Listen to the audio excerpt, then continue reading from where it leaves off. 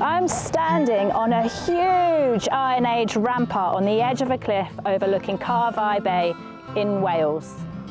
There are 12 promontory forts like this one along this stretch of coastline. Each one has these huge earthen ramparts, and this one has 4. They're so big that most people would assume they can have only been built for defence in times of warfare. But what were they really for? There are lots of different theories starting to emerge, and unfortunately, coastal erosion means that they're starting to fall into the sea. And that's why we're here, to uncover more evidence and explore those other ideas before it's too late. So the ramparts are potentially defensive, not necessarily for war, just general life. I think it's more to be impressive from the sea and to have like a show of strength and a show of wealth. I think that they are kind of half defensive and half just kind of a deterrent from anyone coming down to this area. I think more than a defensive system, this was just used as somewhere where people lived and worked. I personally don't know, and the jury is out. So let's explore this idea that the reason these ramparts were built has actually got something to do with their position by the sea. I'm going to head down and find Kim to have a chat about this, and on the way, one of the things that's really noticeable is that even though the ramparts aren't that visible from land, they really stand out when you look at them from the water. So Kim, I can see you're here staring out to sea, pondering some ideas. Do you think these ramparts were just built for defence in warfare? Or do you think there's something else going on here? Well, my theory is that if you look at the ramparts from the sea, they're very visible, whereas from the land, you can't really tell there's something here. We're situated next to one of the main trade routes between Wales and Ireland. So if you imagine all of the ships passing up and down, the ramparts would have acted as an advertisement to the boats that there's something here. We're also situated next to what looks like a natural harbour, so with low tide it would have been very easily accessible, so it's all pointing towards this being a site for trade. So looking at things from the sea really does change your perspective on these hill forts, doesn't it? I mean, you can even see the passageway to Ireland right between that headland and Skoma Island. Exactly. The more you sit and think about it, the more it makes sense that this is what it would have been. And this is one of 12 promontory forts along the Pembrokeshire coastline. So it just makes sense that this would have been a trading route all the way along the coastline rather than defensive.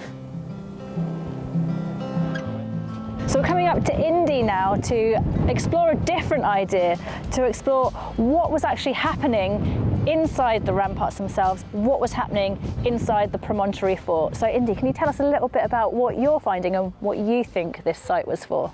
Yeah, so I think people were working here. Behind us here we've got the hearth, and in this area around where the hearth is we're finding evidence of copper and iron working. So we've got some iron slag here, and we've been finding that in the general area around the hearth, which is very exciting because it means we've potentially got craftspeople here that are producing metallic objects, potentially for use for the communities within the hill fort, or maybe they're trading them with other communities as well.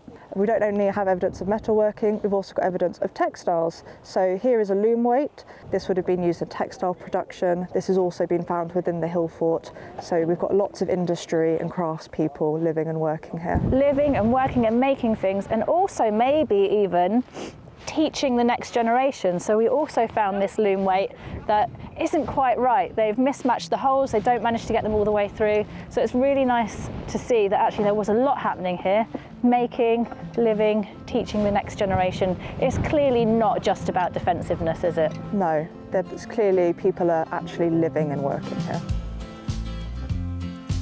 There's a lot of different ideas bouncing around about what these promontory forts were for, lots of evidence coming from different parts of the dig. But I think one of the biggest ideas about what they were actually for comes from the ramparts themselves. They were huge, they were enormous constructions, they were built solidly. We've even got these huge stone walls running along the ditches. It would have taken ages to build them. People would have put in so much effort to get these constructed. But do you think that was really just about defence? Did they put all this effort in just because of defence? I don't think so. I don't think these are simply defensive structures. I think these were to make a statement. These were here to make an impression on anyone who came. And I think they were more for being that landmark in the landscape. And I think that was really them saying, this is us, here we are, and they're not too fussed in terms of defending what I don't think is an industrial site, but more of a community. But this wasn't the only promontory fort. There were others along this coastline. They also had ramparts. Why do you think they've all got these ramparts? I think it's similar to this one, where they're trying to show their own power and make their own statement in the landscape, build the bigger walls, make that bigger impression.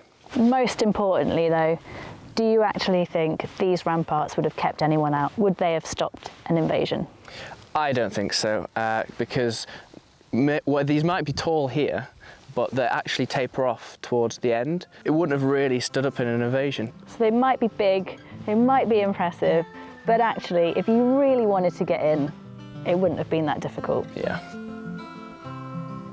Promontory forts are really fascinating, and the more we continue to investigate with our community, the more different theories about what they were really for are continuing to emerge. There was so much more to them than just warfare, and just because they were impressive then and they're impressive now doesn't mean they were just about defence. There was so much more going on in the Iron Age. There was trade, there was community, there was craft. There was so much going on, and what we're starting to see here is that these promontory forts have a little bit of all of that going on in them too.